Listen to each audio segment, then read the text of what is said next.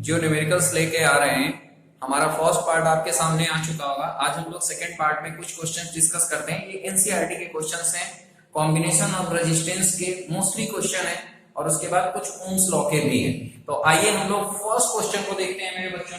पहला क्वेश्चन हमारा क्या है कि how can three resistors, right, how can three resistors, आप देख रहे होंगे question, how can three resistors of resistance 2 ohm, 3 ohm and 6 ohm. देखिए कितने रेजिस्टेंस हैं, एक 2 ओम का है, एक 3 ओम का है और एक 6 ओम का है, connected to give a total resistance 4 ohm and next दिया है 1 ओम। तो देखिए हमारे पास इसमें क्या है, आपको जो भी गिवन है, R1 गिवन है मेरे बच्चों कितना 2 ओम और R2 गिवन है 3 ओम और R3 गिवन है 6 ओम। आपसे दो पार्ट में क्वेश्चन पूछा गया है, आप ध्यान रखिएगा। आपसे एक बार पूछा गया कि इसका इफेक्टिव रेजिस्टेंस जो है वो 4 ओम हो, तो इसके लिए आप इन तीनों को कनेक्ट कैसे करेंगे, सीरीज में करेंगे कि पैरेलल में करेंगे कि मिक्स में करेंगे। ये is the very important part of the question और यही हमारी प्रॉब्लम भी है। तो हमें ये ध्यान होना चाहिए कि जो भी हमारा इफेक्टिव रेजिस्टेंस है, आप देख रहे हैं 2 से तो ग्रेटर है, 3 से भी ग्रेटर है, बट 6 से लेस है। यानी कि हम लोग इसको अगर सीरीज में ऐड कर देंगे तो जो इफेक्टिव रेजिस्टेंस आएगा वो 2 से, 3 से एंड 6 से, इन तीनों से बड़ा आएगा। और अगर हम पैरेलल में कम कर देते हैं तो तीनों से छोटा आएगा। इसलिए हमारे पास एक ही ऑप्शन है सिर्फ कि हम इसको मिक्स के बारे में सोचें। और मिक्स के बारे में हमारे पास कई केसेस हो सकते हैं। पहला केस हम लोग देखते हैं क्या हो सकता है। पहला केस हमारा ये हो सकता है कि 2 ओम का रजिस्टर्स हमने ऐसे जोड़ा कि ये ले लिया 2 ओम का रेजिस्टेंस, राइट, और ये ले लिया हमने 3 ओम का रेजिस्टेंस और यहां पर ले लिया 6 ओम का रेजिस्टेंस। पहला केस। तो आइए जरा इस केस को देखते हैं कि ये केस कहां तक सक्सेस हो रहा है। तो ये हमारा R1 है और ये R2 है। अब आप फॉर्मूला लगाएंगे 1/R is equal to 1/R1 plus 1/R2। तो देखिए बच्चों R1 कितना है 3 एंड R2 कितना है 6। अगर हम इसको सॉल्व करते हैं मेरे बच्चों तो ये 6, 2 एंड 1, ये बिल्कुल फ्रैक्शन नंबर के तरीके से सॉल्व करेंगे। इसलिए आपको मैं थोड़ा सा इसमें हिंट दे दूं कि कैलकुलेशन में आप अलर्ट रहिएगा। तो यहां से R की वैल्यू कितनी आ जाएगी 6/3। और ये पॉइंट आप ध्यान रखिएगा, रेसिप्रोकल करना बहुत इंपॉर्टेंट है। तो R की वैल्यू कितनी आ जाएगी 2 ओम। और ये ध्यान रखिएगा जब भी हम पैरेलल कॉम्बिनेशन में लेते हैं जो भी, तो यहां से जो हमारा रिजल्ट मिलेगा, ये थोड़ा सा नोट करने वाली चीज है। और ये ध्यान भी रखिएगा, कहीं से कोई गलती ना करिएगा इसमें, कि जब ये रेजिस्टेंस मिलेगा आपको तो 2 ओम तो यहाँ था ही, और ये जितना भी आप रेजिस्टेंस ये देख रहे हैं, जो आपने इनका रिजल्टेंट रेजिस्टेंस जो इक्विवेलेंट निकाला 2 ओम, ये इसके साथ सीरीज में आ जाएगा। तो आप यहां से इफेक्टिव रेजिस्टेंस, ये सीरीज कॉम्बिनेशन हो गया, तो R1 एंड R2 आपने सम मालूम होगा, जब सीरीज में होता है तो R is equal to R1 plus R2 हो जाता है। तो R इज इक्वल टू क्या हो जाएगा 2 ओम एंड 2 ओम को ऐड कर दीजिए तो प्यारे बच्चों ये क्या आ जाएगा 4 ओम। देखिए आपको समझ लीजिए कि यहां पर आप इस क्वेश्चन को करने का आपका एक दूसरा भी ऑप्शन आप ले सकते थे। और वो ऑप्शन आपका क्या होता कि आपने मान लीजिए 3 ओम को ये ले लिया, 2 ओम यहां ले लिया, यानी कि 2 ओम एंड 6 ओम को पैरेलल में ले लिया और 3 ओम उसके साथ सीरीज में ले लिया। तो ऐसे एक केस और भी बन जाता जहां पर आप 6 ओम को यहां लेते सीरीज में और पैरेलल में आप ले लेते 2 एंड 3 को। तो कोई किसी से भी आपका जो इक्विवेलेंट रेजिस्टेंस है वो R नहीं आता। R इज इक्वल टू जो 4 आपको लाना है वो किसी से नहीं आता, केवल फर्स्ट केस जो मैंने ये बनाया इसी से आता है। तो आपका क्वेश्चन क्या था, हाउ कैन 3 रेजिस्टेंस। तो 3 रेजिस्टेंस कैसे होने चाहिए, ये केस होना चाहिए, नोट कर लेना मेरे बच्चों। ये यानी कि 2 ओम के रेजिस्टेंस के साथ 3 ओम एंड 6 ओम को पैरेलल में होना चाहिए और 2 ओम इसके साथ सीरीज में होना चाहिए।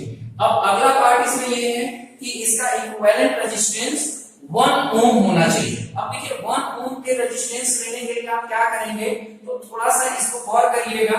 हमारा क्वेश्चन फिर से आपके सामने है, इसमें हमारा अब जो दिया गया है इक्विवेलेंट रेजिस्टेंस वो कितना दिया है, जरा गौर करिएगा। देखते हैं अगला केस। ये क्वेश्चन में थोड़ा सा आप ये ध्यान रखिएगा, कैलकुलेशन के साथ साथ आपसे जो क्वेश्चन पूछा गया है उस पर भी थोड़ा गौर करते चलिएगा। तो देखते हैं, अब ये तो आंसर हमारा आ गया पहला वाला जो भी है आपका।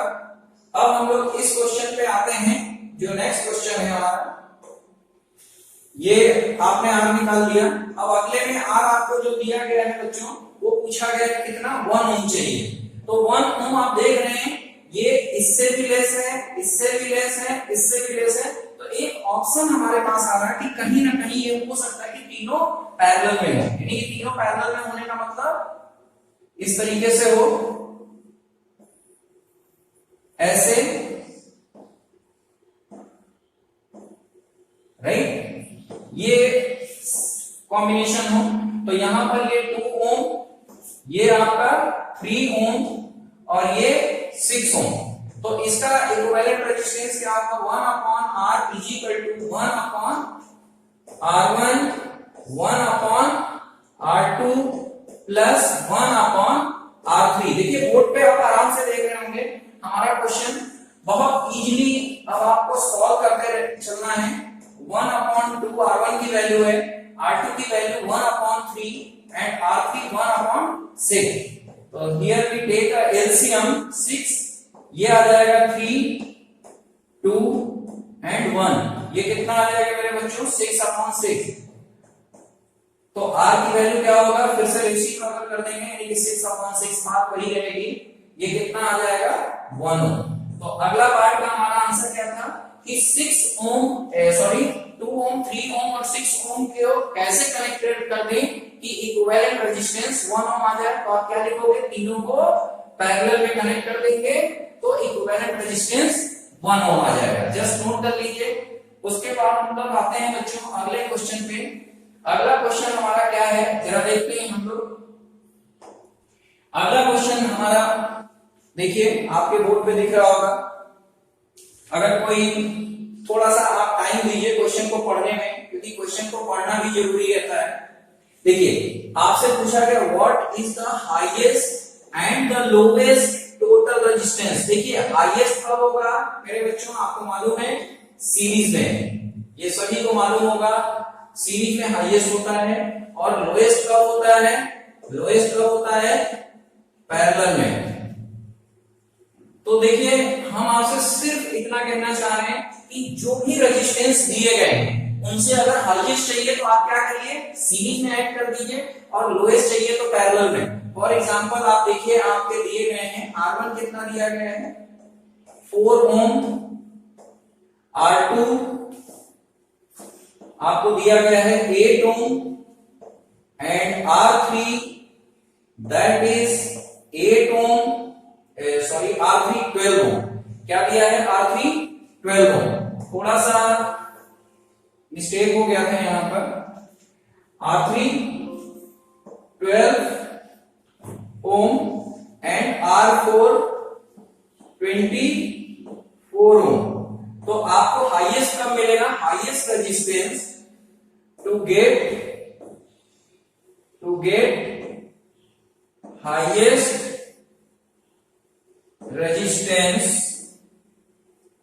resistance all 4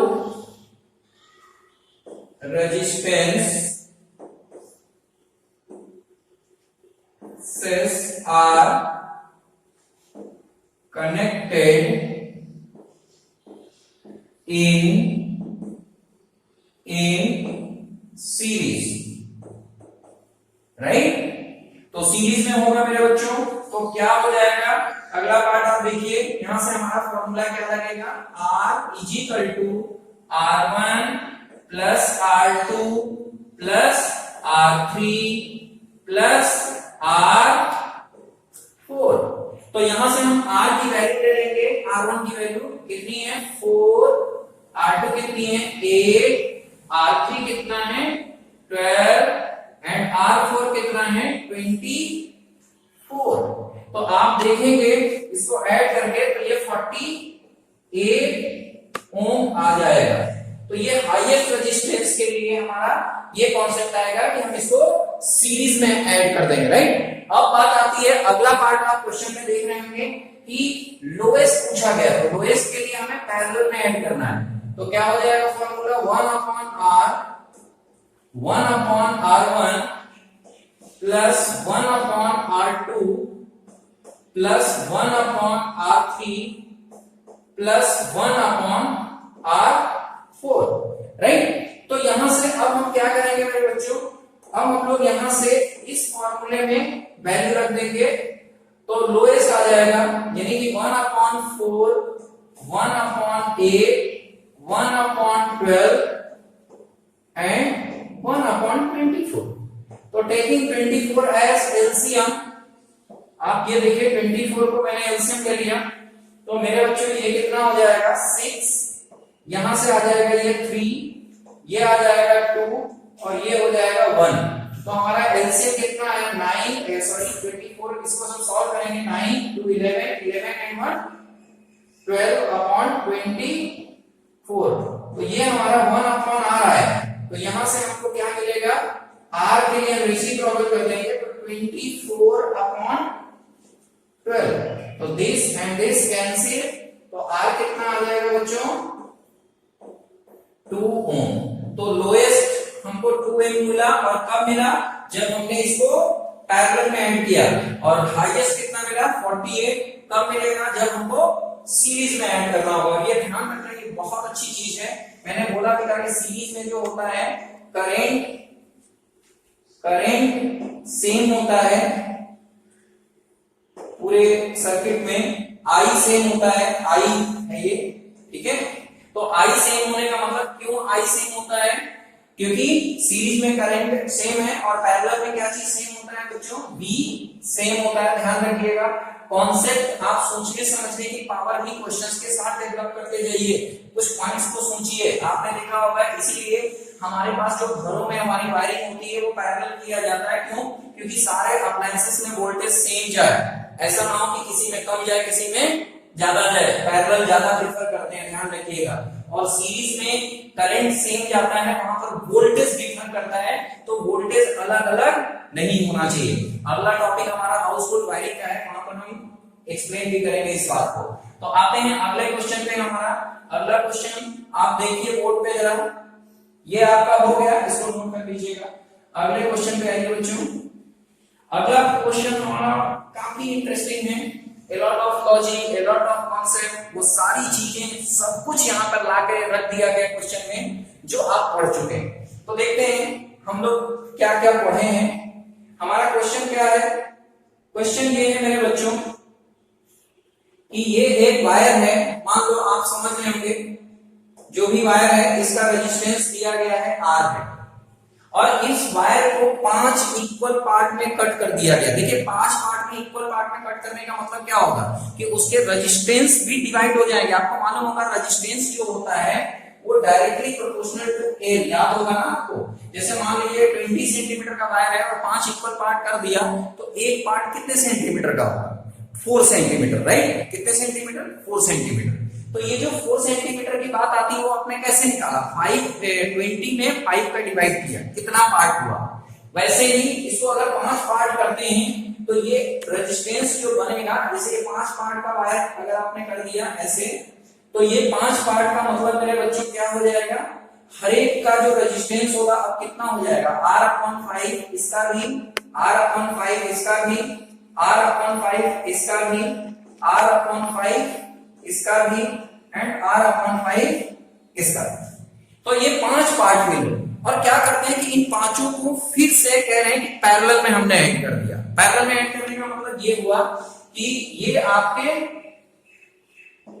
पैरेलल में मैं पांचों को ऐड कर रहा हूं। आप ध्यान से देखना, इसमें कुछ भी नहीं है क्वेश्चन में, सिर्फ हमारे क्वेश्चन में पुराने जितने भी आपने पहले जो भी हमारे वीडियो लेक्चर्स आपने देखे होंगे, तो वहां पर जो भी हमने थ्योरी आपको पढ़ाई है उस थ्योरी को बिल्कुल अप्लाई करिए। और मैंने आपसे बोला ना कि आंसर आए या ना आए ये माने बिल्कुल नहीं रखता है, माने ये रखता है कि हम क्वेश्चन को सोचते कैसे हैं। सोचना और समझना यही हमारे लिए इंपॉर्टेंट है। तो बात आती है कि ये वायर कितना है, इसका रेजिस्टेंस R/5, इसका भी resistance R/5, R/5, R/5, right. तो अब कह रहे हैं कि इसका जो इक्विवेलेंट रेजिस्टेंस है वो R डैश है, मतलब अब आप फार्मूला जो लगाएंगे तो ये होगा 1/R dash R1, 1/R2, 1/R3, 1/R4 and 1/R5। क्या हम लोग यहाँ पर वैल्यू नहीं रख सकते हैं? आराम से रख लेंगे। कैसे? 1/R dash is equal to 1/R/5, 1 ये भी R/5 होगा, ये भी R/5 होगा और ये भी R/5 and this is also R/5, क्योंकि सारे इक्वल है ना, इक्वल लेंथ में कट किया गया। ध्यान रखना ये पॉइंट आप जरा समझिएगा, इक्वल 5 इक्वल पार्ट्स आप समझ गए, इसीलिए रेजिस्टेंस भी 5 इक्वल पार्ट में डिवाइड हो गया। अगर इक्वल पार्ट में ना होता तो रेजिस्टेंस भी इक्वल पार्ट में ना डिवाइड होता। अब यहां से क्या होगा, R डैश मेरे बच्चों आपको सबको मालूम है 1/R/5, इसका मतलब 5 कहां जाएगा? ऊपर। तो 5/R सारे के सारे क्या हो जाएंगे? 5/R। ये भी कितना हो गया? 5/R and this also 5/R and next 5/R। तो मेरे बच्चों अब हमारा क्वेश्चन बहुत इजी हो गया, आप इसको सॉल्व कर लेना। ये 25/R आएगा और जब ये R की बात की गई है, इस R को यहाँ ले आइए क्रॉस मल्टीप्लाई में, तो R/R डैश कितना आ जाएगा? 25। तो आई थिंक ये एनसीईआरटी का क्वेश्चन ऑब्जेक्टिव में दिया गया है, तो आपसे क्वेश्चन पूछा गया है कि then what is the ratio of R and R dash, ये पूछा गया है। तो आपका आंसर क्या हो जाएगा? रेशियो 25। तो बात आती है क्वेश्चन की, जरा नोट कर लीजिएगा, यहाँ पर ये इंपॉर्टेंट है, पॉइंट्स में नोट कर ले रहा हूं। देखिए यहां से ये पॉइंट हमारा, ये पॉइंट ध्यान रखिएगा, लेंथ पे कैसे डिपेंड करता है रेजिस्टेंस, और क्यों इक्वल पार्ट में था इसीलिए R/5 किया गया और उनको पैरेलल में फार्मूला लगाया गया। यहां पर एक कैलकुलेशन था, थोड़ा सा मैं इसको मार्क कर दूं, थोड़ा सा आप इसको देखिएगा। ये एक कैलकुलेशन था मेरे बच्चों, कुछ बच्चे यहां पर भी गलती कर देते हैं, जैसे ये चीज है R/5। आप कुछ ना करिए, बिल्कुल छोटे क्लास में जो आपने पढ़ा है इसका मतलब क्या है? 1 डिवाइडेड बाई R/5। अगर हम इसको मल्टीप्लाई में करेंगे तो ये क्या आ जाएगा मेरे बच्चों? 5/R। तो ये आ गया 5/R। बाकी क्या कैलकुलेशन आप देख रहे हैं, कोई भी गलती का चांस नहीं होना चाहिए। फिर भी अगर कोई डाउट हो तो एक बार अगेन ट्राई, बार बार करिए और मुझसे जो भी प्रॉब्लम है वो पूछिए। तो अगले क्वेश्चन पे हम लोग आते हैं। अगला क्वेश्चन हमारा देखते हैं क्या है। तो नेक्स्ट क्वेश्चन हम लोग देखते हैं बच्चों, कह रहे हैं when 12 volt battery is connected. देखिए 12 वोल्ट क्या चीज है? V, right, 12 volt across a unknown resistors there is a current 2.5 milliampere। that is very important part, क्योंकि ये जो करंट दिया गया है मेरे बच्चों, ये 2.5 मिली एम्पियर दिया है। और ये ध्यान रखना, कुछ पॉइंट्स, कुछ लॉजिक, कुछ चीजें यहाँ पर निकल के आएंगी जो हमने आपको पीछे सिखाया है। मैं चाहूंगा कि आप यहाँ पर उसको मुझे बताएं। तो देखिए ये करंट को हम पहले एम्पियर में चेंज कर लेंगे। ध्यान रखना 2.5 मिली एम्पियर को 10 टू पावर -3 से मल्टीप्लाई कर देना, तो this should be convert into ampere। तो ये ध्यान रखना मेरे बच्चों, ये हमारा जो पार्ट है यहाँ से, ये बहुत इंपॉर्टेंट पार्ट है, ये यूनिट को चेंज करना। कुछ बच्चे तो यहीं पे गलत कर देते हैं, जो कि आपको नहीं करना, राइट। उसके बाद बात आती है अगला हमारा जो पूछा गया है क्वेश्चन में, वो क्या पूछा गया है कि R क्या होगा। मुझे कुछ भी इसमें कॉन्सेप्ट लगाने की जरूरत ही नहीं है, आपको सबको मालूम है कि ओम्स लॉ लगेगा और आंसर आ जाएगा, क्योंकि अब कुछ भी नहीं बचा है। जो हमारा येलो, ये जो ब्लू मार्क आप देख लेते हैं, यही हमारा मेन था यूनिट चेंज करना। जो नहीं करेंगे वो यहीं से गलत कर देंगे क्वेश्चन। तो B है 12, I है 2.5 into 10 to power -3 और R पूछा गया है। मैं थोड़ी देर के लिए आपको यहाँ पे रोकना चाहता हूँ और मैं आपसे कुछ बातें कर लूँ कि ये जो रेजिस्टेंस होगा ये कम होगा कि ज्यादा होगा, ये डिपेंड करता है करंट पे। और करंट हमारा बहुत ही कम है, आप देख रहे हैं 10 to power -3 के ऑर्डर में। तो करंट कम होने का मतलब क्या होगा, रेजिस्टेंस बहुत ज्यादा होगा, ये ध्यान रखिएगा।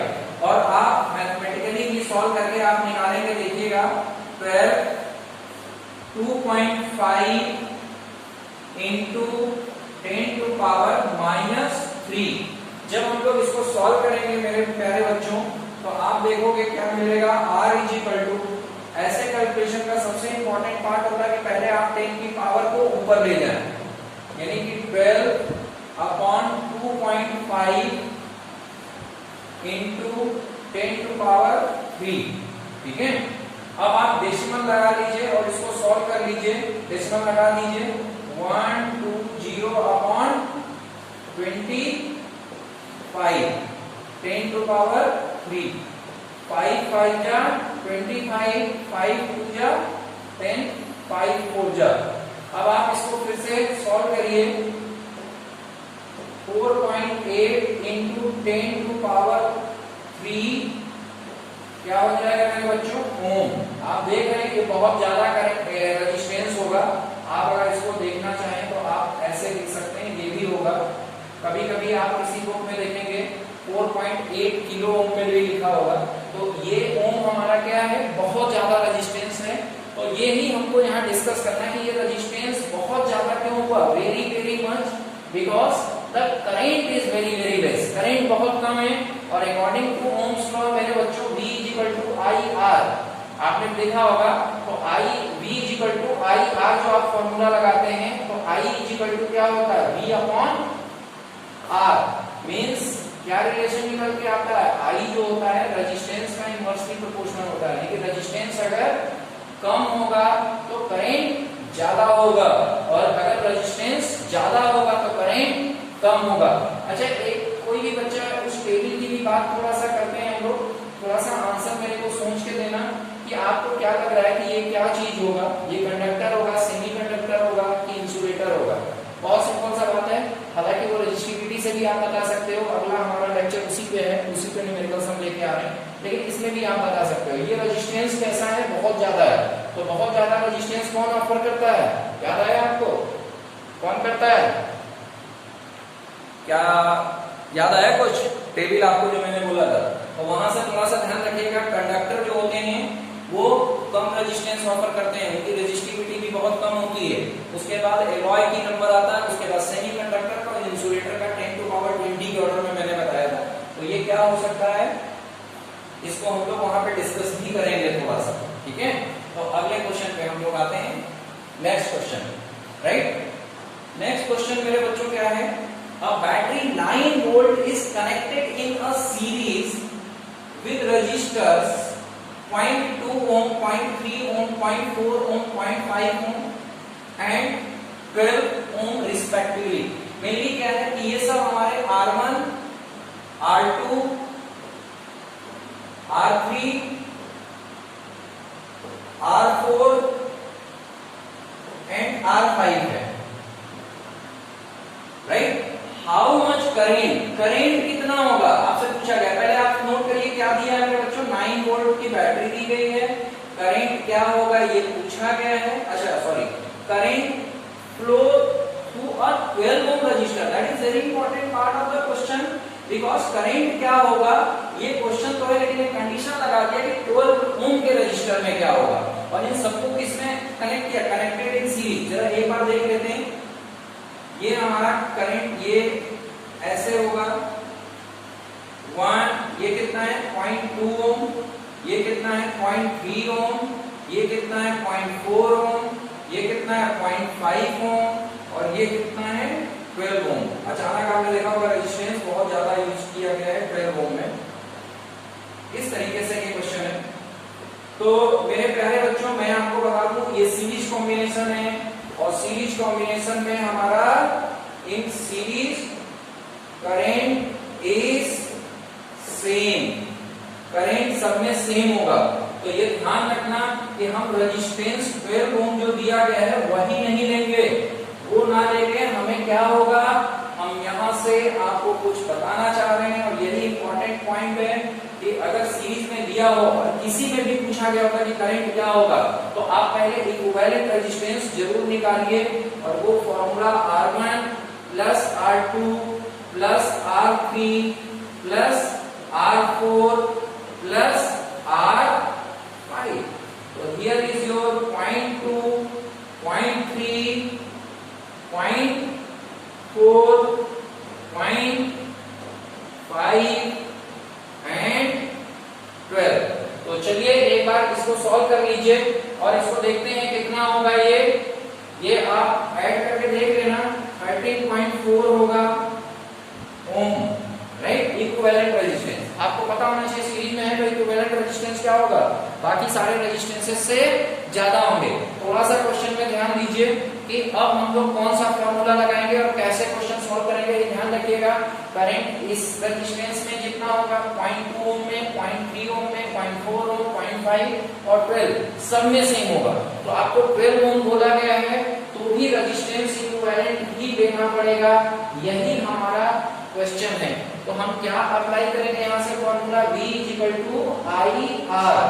तो V कितना हो जाएगा बच्चों 9I हमको पूछा गया है और यही पॉइंट आपको यहाँ पर नोट करना है। ये ध्यान रखना इंपॉर्टेंट पॉइंट कि R की जो वैल्यू लेंगे वो 13.4 ही लेंगे, क्योंकि इक्विवेलेंट रेजिस्टेंस जितना है उसके अकॉर्डिंग ही करंट फ्लो होगा, क्योंकि सीरीज में है ये। तो I कितना होगा 9 अपॉन 13.4। तो यहां से जब हम लोग इसको सॉल्व करेंगे तो ये हमारा आ जाएगा 0.67 एम्पियर। नोट कर लीजिए और ये यूनिट पे भी ध्यान रखिएगा, अगर यूनिट आपने गलत कर दिया तो क्वेश्चन गलत हो जाएगा, कहीं से भी आप फिर मार्क्स मिलने की उम्मीद खत्म हो जाएगी। तो ये नोट कर लीजिए और अगले क्वेश्चन पे आते हैं। अगला क्वेश्चन हमारा बहुत ही बेहतरीन क्वेश्चन है और आई थिंक हमारा इस पूरे सीरीज का ये लास्ट क्वेश्चन है इस पार्ट का, इस लेक्चर का। तो हम लोग इस पे थोड़ा सा गौर करते हैं अगले क्वेश्चन। अगला क्वेश्चन क्या कह रहा है कि हाउ मेनी, जरा क्वेश्चन को देखिएगा, how many 176 ohm resistors in parallel are connected to carry 5 ampere current। देखिए 5 एम्पियर को करंट दिया गया है,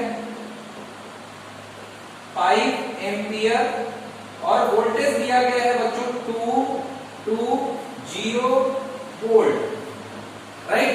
और जो एक रेजिस्टेंस 176 का दिया, पैरेलल में कितने करते हैं, तो let n resistor of 176 ohm to be connected in parallel to get 5 ampere current in 220 volt. ऐसा कुछ हमारा क्वेश्चन बन जाएगा। यानी कि हम क्या करेंगे, 176 ओम के रेजिस्टेंस को, एन रेजिस्टेंस को मैंने पैरेलल ऐड कर दिया, ऐसे ऐसे, राइट।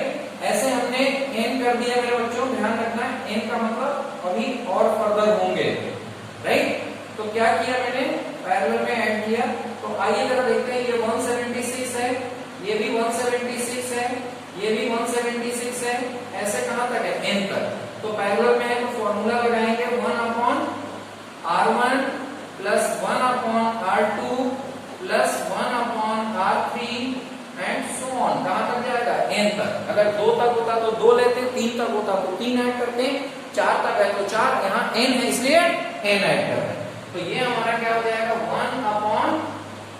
1/176, ये हो जाएगा 176 अब तो कहां तक जाएगा मेरे बच्चों, n तक। तो आप यहां से सॉल्व कर लेना। सिर्फ सिंपल सा कॉन्सेप्ट है, अगर 1/176 प्लस 1/176 करेंगे तो 2/176, 3 टाइम्स ऐड करोगे तो 3/176, 4 टाइम्स ऐड करोगे तो 4/176, बट n टाइम्स ऐड करेंगे तो n/176। तो यहां से हमको क्या मिला, रेसिप्रोकल जरूर कर देना इसको, क्योंकि गलती यहां पर ज्यादा होती है। 176/n, ये हमारा रेजिस्टेंस हो गया। अब हमारे पास कुछ है ही नहीं फॉर्मूला, V = IR।